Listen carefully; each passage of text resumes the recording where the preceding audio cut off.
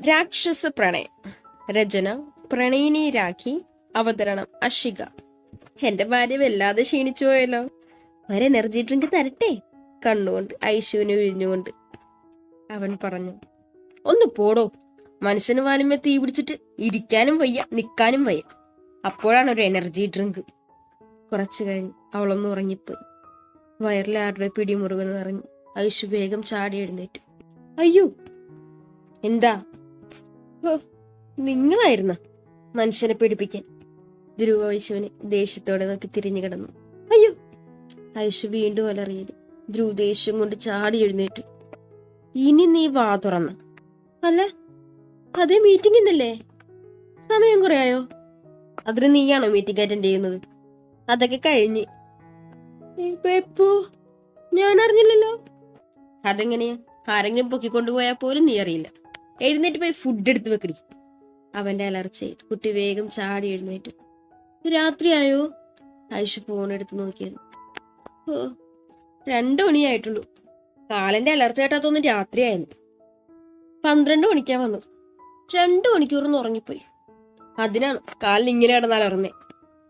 ഐഷു വന്ന് ഫ്രഷായി വന്ന് ഫുഡ് എടുത്തു വെച്ചു. അതെ, ഫുഡ് എടുത്തു വെച്ചിട്ടുണ്ട്. രണ്ടുപേരും ഫുഡൊക്കെ കഴിച്ചിരുന്നത് ധ്രുവിന്റെ ഫോൺ ബെല്ലടിച്ചു. Hello. Okay, I will be there.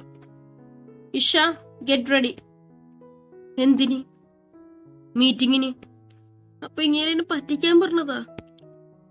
അതേ വരുന്നു. അവൾ ഉടുത്ത സാരി ഒന്നുകൂടി ഞൊറിഞ്ഞെടുത്തു കുത്തി. നീ അത് മാറ്റിയിട്ട് വേറെ എടുത്തിട്. എവിടെന്നു? ആ കബോർഡിലുണ്ട്, എടുത്തെടുക്ക്. ഐഷു വേഗം സാരി മാറ്റി വന്നു. പോകാം. ധ്രുവൻ ഐഷുവിനെ നോക്കിക്കൊണ്ട് മുന്നോട്ട് നടന്നു. രണ്ടുപേരും മീറ്റിംഗ് ഹാളിലേക്ക്. ഹാളിൽ എല്ലാവരും ഉണ്ട്. ലാസ്റ്റായി വന്നത് ധ്രുവ് ഐഷുവാണ്. രണ്ടുപേരും അവിടെ കണ്ട് ഒഴിഞ്ഞ ഇരിപ്പിടത്തിലിരുന്നു. ഇതേ സമയം അൻവർ തന്റെ കണ്ണുകളായി ഐഷുവിനെ ഒപ്പിയെടുക്കുന്ന തിരക്കിലാണ്. വൈറ്റ് ആൻഡ് ബ്ലാക്ക് സാരി അതിമനോഹരിയായിരുന്നു. ആര് കണ്ടാലും ഒരു വെണ്ണക്കൽ ശില്പം പോലെ. പാവഞ്ചക്കൻ സ്വയം കുഴിതോണ്ടുക. എന്നെ ഓരോരുത്തരായി പ്രസന്റേഷൻ ചെയ്തു. നെക്സ്റ്റ് ഐഷുവിനെ വിളിച്ചത്. ഐഷു ധ്രുവിനെ നോക്കി കണ്ണുകൾ അടച്ചു കാണിച്ചത് അവൾക്കൊരു എനർജി കിട്ടി. വളരെ വ്യക്തമായി തന്നെ ഓരോ പോയിന്റും വിശദീകരിച്ചു കൊടുത്തു. A perfect neat and clean. അവിടെ ഉണ്ടായ മത്തി കമ്പനികൾക്കും എല്ലാവർക്കും ഒത്തിരി ഇഷ്ടമായി. ഐഷു എല്ലാവരെയും നോക്കിക്കൊണ്ട് പുഞ്ചിരിച്ചുകൊണ്ട് നടന്നു വന്നതും ഒരാളുമായി കൂട്ടിയിടിച്ചു. ഐഷു പെട്ടെന്ന് തന്നെ ബാലൻസ് ചെയ്ത് നിന്നു. തന്റെ മുന്നിലുള്ള ചെറുപ്പക്കാരനെ നോക്കി. തന്നെ വശ്യമായി നോക്കി നിൽക്കുകയാണ്. Hey beauty, today night spend with me. Aishu ചുറ്റും ഒന്ന് നോക്കി. ധ്രുവ് മറ്റുള്ള കമ്പനി എംഡിയുമായി സംസാരത്തിലാണ്. ഇവനെ ഇന്ന് ഞാൻ... ധ്രുവിനെ ഒന്ന് ചൊടിപ്പിക്കാൻ ഐഷു തീരുമാനിച്ചു. ഐഷു ഒന്നും പറയാതെ നേരെ ധ്രുവിന്റെ അടുത്തേക്ക് നടന്നു. അൻവർ അത് കണ്ട് പല്ല് കടിച്ചു. നിന്നെ റൂമിൽ എങ്ങനെ എത്തിക്കണമെന്ന് എനിക്കറിയാം. ഗൂഢമായി ചിരിച്ചുകൊണ്ട് അൻവർ അവൾ പോയ വഴിയെ നോക്കി. ധ്രുവ് ഐഷുവിനെയും കൊണ്ട് നേരെ റൂമിലേക്ക് വന്നു. കുറച്ചു കഴിഞ്ഞത് ഐഷുവിന് വയറുവേദന തുടങ്ങി. കണ്ണ് നിറഞ്ഞുപോയി. ഇന്ന് ഡേറ്റ് ആണ്. ധ്രുവ് ഫോൺ ചെയ്ത് വരുമ്പോൾ ഐഷു ബെഡിൽ കമഴ്ന്നു കിടക്കുകയാണ്. ഇവൾക്ക് ഇതെന്ത് പറ്റി? ഇഷ, ഇഷ. മൂളിയതല്ലാതെ ഒന്നും സംസാരിക്കാൻ സാധിച്ചില്ല. എന്താ? അത് പീരീഡായി. ഞാനൊന്നും കൊണ്ടുവന്നില്ല. അതിനാണോ? സൈസ് എത്രയാ? എക്സൽ. നീ ഇവിടെ കിടന്നു, ഞാൻ മേടിച്ചിട്ട് വരാം. ധ്രുവ് ഐഷുവിനെ ഒന്ന് നോക്കിക്കൊണ്ട് റൂം അടച്ചുപോയി. 1/2 മണിക്കൂറിനുള്ളിൽ ധ്രുവ് തിരികെ എത്തി. ഇഷ, ഇതാ പോയി മാറ്റ്. പിന്നെ ആ സാരി മാറ്റുക. ചുരിദാർ കയ്യിൽ കൊടുത്തുകൊണ്ട് അവൻ പറഞ്ഞു. പതിയെ എഴുന്നേറ്റ് ആ ഡ്രസ്സും പാഡുമായി ബാത്റൂമിൽ കയറി നല്ല ചൂടുവെള്ളത്തിൽ കുളിച്ച് ഫ്രഷായി ഇറങ്ങി. നീ കിടന്നോ, ഞാൻ ഫുഡ് മേടിച്ചിട്ട് വരാം. കുറച്ച് ലേറ്റ് ആവും. പിന്നെ മീറ്റിങ്ങിന് കണ്ടില്ലേ ജോൺ? അദ്ദേഹം ഡിന്നർ വിളിച്ചിട്ടുണ്ടായിരുന്നു. ഏട്ടൻ പോയിക്കോ, ഞാൻ വരുന്നില്ല. അവളുടെ നെറുകയിലൊന്ന് ചുംബിച്ചുകൊണ്ട് ഡോർ ലോക്ക് ചെയ്ത് അവൻ പുറത്തേക്ക് ഇറങ്ങി. ഐഷു അങ്ങനെ കിടന്ന് ഉറങ്ങിപ്പോയി. എന്നാൽ ഇതെല്ലാം കണ്ട് ഒരുവൻ അവിടെ ഉണ്ടായിരുന്നു. ഐഷുവിനെ എങ്ങനെയെങ്കിലും പുറത്തിറക്കണമെന്ന് ആലോചിച്ച് നിൽക്കുമ്പോഴാണ് ഇരുവരുടെയും സംഭാഷണം അവൻ ഒളിഞ്ഞു കേൾക്കുന്നത്. ധ്രുവ് അവന് പാഡ് മേടിക്കാൻ പോയതും ആ തക്കം നോക്കി പതിയെ ഡോർ തുറന്ന് അവനകത്തേക്ക് കയറി. ശബ്ദിക്കാതെ ഡോർ പതിയെ ചാരി. ഓ, അപ്പൊ എനിക്ക് ഒരുപാട് സമയമുണ്ട് ഇവളെ ഒന്നറിയാൻ. ഈ ടൈമിൽ അറിയുന്ന സുഖമൊന്ന് വേറെ.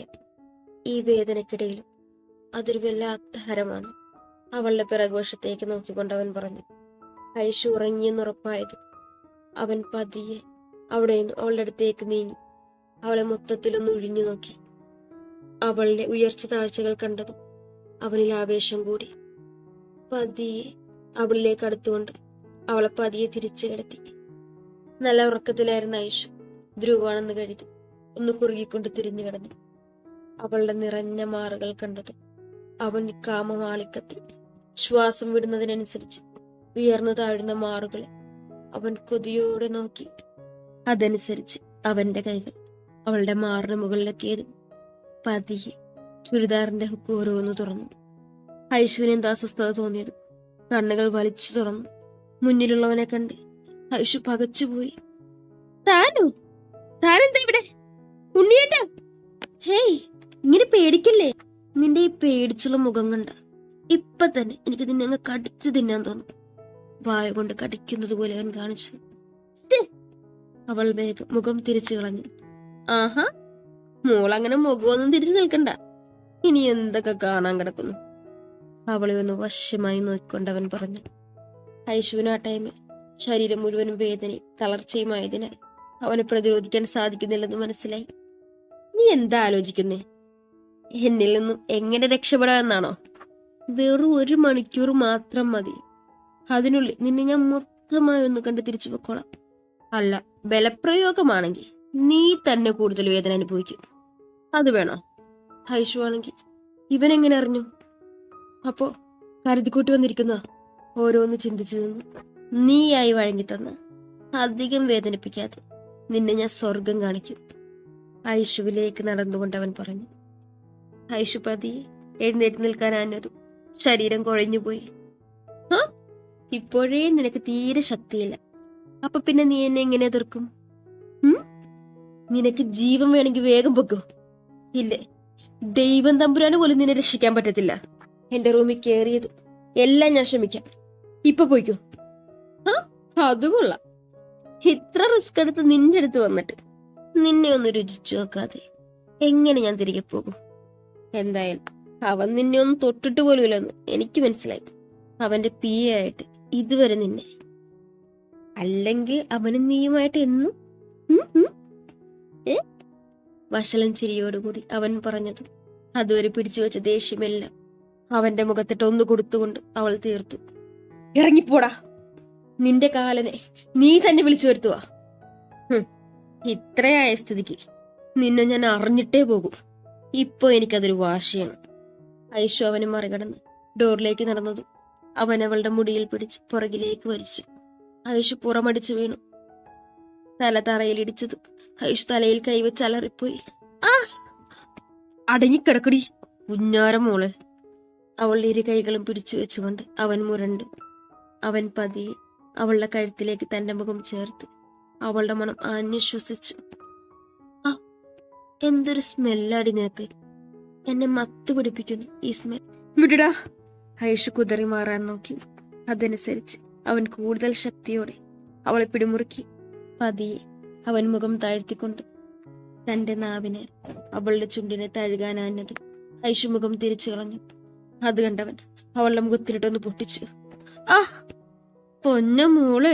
ഐഷുവിന്റെ കവളിൽ കുത്തിപ്പിടിച്ചുകൊണ്ട് അവൻ മുരണ്ടു. ചുണ്ടുപൊട്ടി ചോര ഒലിച്ചു നിൽക്കുന്നവളെ കണ്ടത് അവനൊന്നുകൂടി ചാഞ്ഞു. ഇപ്പൊ നിന്നെ കണ്ട എനിക്കങ്ങ് വേദനിപ്പിക്കാൻ തോന്നുവാ.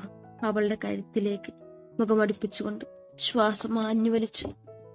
നാവുകൊണ്ട് അവളുടെ കഴുത്തൊഴിഞ്ഞതും ഐഷു വെറുപ്പോടെ അവനെ തട്ടിമാറ്റാനും നോക്കി. അസഹനീയമായ വയറുവേദന മൂലം അവൾക്കൊരു പരിധിയിൽ കൂടുതൽ എതിർക്കാൻ സാധിച്ചില്ല. അവൻ സ്പർശിച്ച ഇടമെല്ലാം ചുട്ടുപൊള്ളും പോലെ പുഴുവരിക്കും പോലെ അവൾക്ക് തോന്നി. പെട്ടെന്നാണ് തന്റെ മേലെയുള്ളവൻ എതിർവശത്തേക്ക് തെറിച്ചു വീണത്. ഡോ! അൻവർ അലറിക്കൊണ്ട് എഴുന്നേറ്റതും ഉണ്ണിയേട്ടാ ഐഷു വിളിച്ചതും ധ്രുവ് വേഗം അവളെ കയ്യിൽ കോരിയെടുത്തുകൊണ്ട് നെഞ്ചോട് ചേർത്ത് പിടിച്ചു. അവളുടെ ചുണ്ടിലെ ചോരയും കവളിലെ പാടും കാണി ധ്രുവ് കണലെരിയുന്ന തീ പോലെ അവനെ നോക്കി. ധ്രുവ് ഐശുവിനെ ശ്രദ്ധിക്കുന്ന നിമിഷം തന്നെ അൻവർ പുറത്തേക്ക് ഓടി. അൻവർ ഓടുന്ന കണ്ടവൻ ഒന്ന് ചിരിച്ചു. ക്രൂരത നിറഞ്ഞ ചിരി. Your count own start now. അവനെ നോക്കി ഒന്ന് വന്യമായി ചിരിച്ചു. ഉണ്ണിയേട്ട. ഒന്നുമില്ല, ഉറങ്ങിക്കോ. ഐശുവിനെ വളരെ ശ്രദ്ധയോടെ ബെഡിൽ കിടത്തി ഒരു പുതപ്പോട് പുതച്ചു കൊടുത്തു. അവൻ അവൾക്കൊപ്പം ചേർന്ന് കിടന്നു. ഐശു ക്ഷീണത്താലും വേദനയാൽ വേഗം മയങ്ങി. ഐശു ഉറങ്ങിയത് അവളെ ഉണർത്താതെ അവൻ വേഗം ഫോൺ എടുത്തു. Martin sir, I want Anwar. അത്രയും പറഞ്ഞുകൊണ്ട് അവൻ ഐശുവിനെ നോക്കി. നിന്നെ വേദനിപ്പിച്ചു വന്നു. ഞാൻ ജീവനോടെ ഉള്ളപ്പോ ഈ ഭൂമിയിൽ വാഴിക്കില്ല. പതിയെ അവൻ അവളുടെ അടുത്തേക്ക് വന്നിരുന്നു. മുഖത്തെ പാടലൊന്ന് തലോടിയത് അവൾ ഉറക്കത്തിലൊന്ന് നിരങ്ങി. വിടില്ല അൻവർ, നിന്നെ ഇഞ്ചിഞ്ചായി കൊല്ലും ഞാൻ. അപ്പോഴേക്കും അവന്റെ ഫോണിൽ നോട്ടിഫിക്കേഷൻ വന്നു. അത് കണ്ടതും അവനൊന്ന് ചിരിച്ചു. വന്യമായ ചിരി. ഐഷു കുറച്ചു കഴിഞ്ഞ് എഴുന്നേറ്റു. നേരത്തെ ഉള്ളതിനേക്കാൾ വയറുവേദന കുറച്ചു കുറവുണ്ട്. പെട്ടെന്ന് അൻവർ വന്നതും തന്നെ ഉപദ്രവിച്ചതുമെല്ലാം ഓർമ്മയിലേക്ക് വന്നതും ഐഷു കണ്ണുകൾ ഇറുക്കിയടച്ചു. തന്റെ ചുണ്ടിലൊരു തരിപ്പറഞ്ഞതും ഐഷു കണ്ണുകൾ വലിച്ചു തുറന്നു.